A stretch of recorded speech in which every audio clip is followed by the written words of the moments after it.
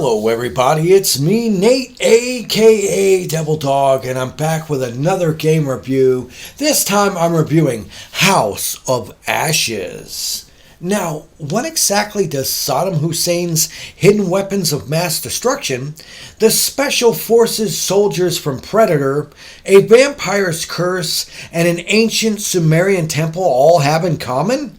Well, they are all the plot in the newest game in Supermassive's Dark Pictures anthology. Known as the House of Ashes, this third story that is once again told by the caretaker has you embarking on a military mission with 5 different playable characters. And it takes place right after the end of the Iraqi war, and while on a mission, the ground under your feet literally crumbles, dropping the 4 main squad members into different areas on the long-lost temple of Sumara. Now, what follows on your 5-hour-long adventures is lots of exploration, frantic action sequences as you attempt to rejoin the rest of your group that is surviving and escape alive. And much like the previous games in this series, the Supermassive titles play in a very unique fashion. If you've played Until Dawn or the previous games in the series, you'll know exactly what I mean. But the best way to describe it is also like a David Cage game. If you've ever played Indigo Prophecy or Detroit Become Human, it is like that. It is almost like a point-and-click adventure with several main parts where you do have full control of your characters to move around, to search and investigate, and find items that might show you a premonition to let you know how to avoid a certain character dying a brutal death. Now, this one does mix it up a bit with the addition of lots of scenes with action-oriented quick-time events. Since this has to do with a lot of military personnel, there's a lot of scenes where you're running around, running and gunning, and doing other things like that. So it picks up the pace in terms of the energy, but it also differentiates itself from the previous games in this series, because the other ones were slow, prodding, had a lot of jump scares, and this one, I'm going to say honestly, does not. It focuses more on claustrophobic environments, of pulling in close to the character model as you're searching these areas, and there's some areas that are rather large.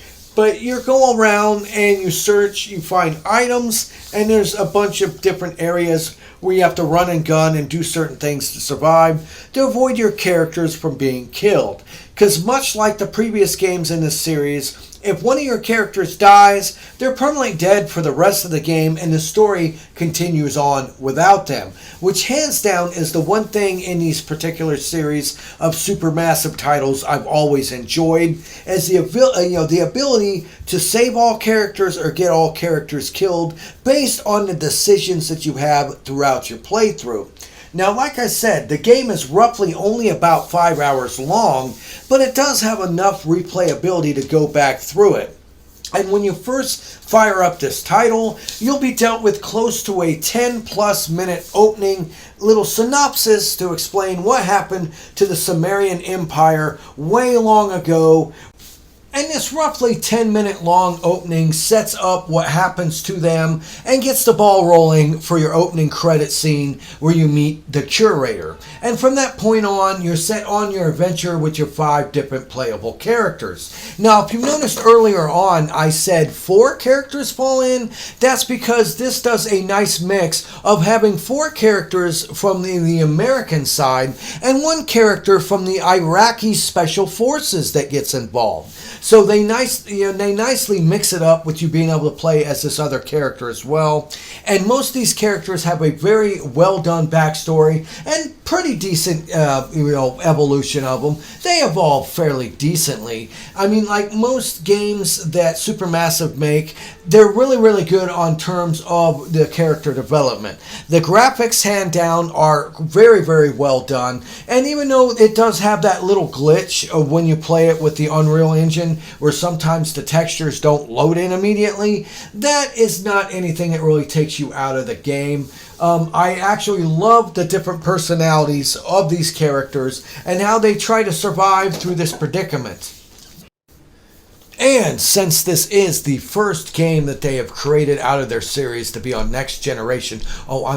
current generation gaming systems, there is a PS5 and an Xbox Series 1 version with enhanced visuals and a higher frame rate. You can do the HDR aspect if you want to, and it does really pop and show off a lot of graphics, because in the end, the character designs, especially the faces and the animation, is very, very well done.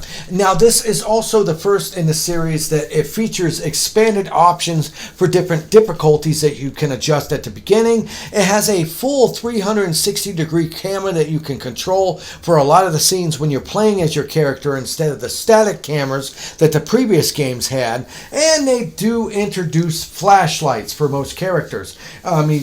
Seriously, flashlights, but it does help, and it does add a lot of the ambiance to this game with all the dark corridors you're going through and all these different ruins and caves and everything like that. When you have the monsters that attack you with the special lighting that they have, it does add a lot of bang for the buck. Honestly, if you bought this game right now, it will cost you $39.95, basically $40 on the regular PlayStation 4 or Xbox One. I believe it's going to be pretty much a full price game of $60 on the PS5 and Xbox Series X versions. And really, like I said, in this particular case, I would say go and get the PS4 or Xbox One version. It doesn't really have that much of enhanced visuals to really be worth the extra cost. But now, where exactly does this fit on my list of games in this series? Hands down, the other games were Man of Medan and Little Hope. Man of Medan, I actually like as the best one in the series because I like the overall idea of the haunted ghost ship theory. I didn't like the ending, but I did like the level designs and the story as it went through. Little Hope was really nice, but it came off as a road walking simulator. There was way too many scenes where you're walking down these big road paths and everything just to get a flashback of the witches being killed in Salem. And I do appreciate the massive change in tone in this game. It still has some really disturbing gore in it. It still has to do with vampires. They really are vampires. And it has to do with a really neat setting, but it picks up the pace and almost does more of an action-oriented take on the series, which I like. It's a nice, fresh take to basically what they've been doing the previous games. I really am curious to see what the next one in the series has to do, because I've heard it has to do with a serial killer. So I don't know exactly what they're going to do with that. But like I said, this game has a decent amount of replayability to it. It only is about 5 hours long as you go through with the 5 different characters that you try to survive. And in the end, I can honestly say, like I said, my favorites are Man of Medan.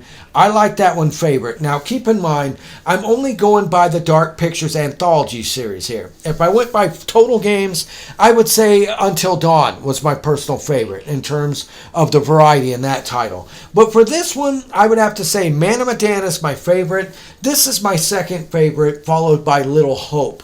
Little Hope just did not bring enough action to the game. And fortunately, I think that Supermassive has learned this, because there'll be several scenes in this where you explore and you're doing rather boring stuff, just looking at items, and eventually you start getting bored. But right about that point, then they switch it up with some sort of quick time event or something where you have to run your character off and do a bunch of stuff to survive that gets the hype back up. And they did a very good job with this one in terms of mixing it up enough to where it keeps me interested to play all the way through. Unlike Little Hope, which for me, I had to drink a lot of coffee to get through that one. It had a great story, but it just did not really work. This one, personally, I like better. So please, leave in the comments below what Dark Pictures anthology games do you like best? Do you agree or disagree with me? Have you played these games? Do you like playing games that are almost like a point-and-click book adventure, which is really what it reminds me of? And remember to hit that like icon, subscribe to my channel, and remember, everybody, I always end my videos by saying, have fun, play hard, and remember, people, the devil is in the details. Peace out until next time.